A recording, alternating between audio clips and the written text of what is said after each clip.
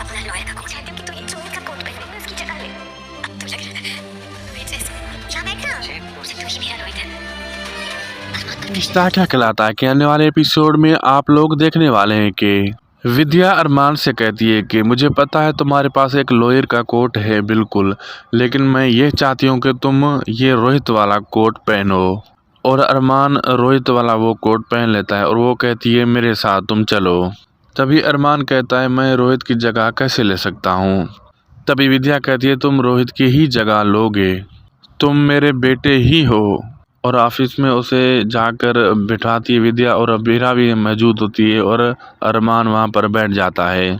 और अबीरा मन ही मन में सोचती है माँ ऐसा कैसे कर सकती है प्रेशर में अरमान के साथ।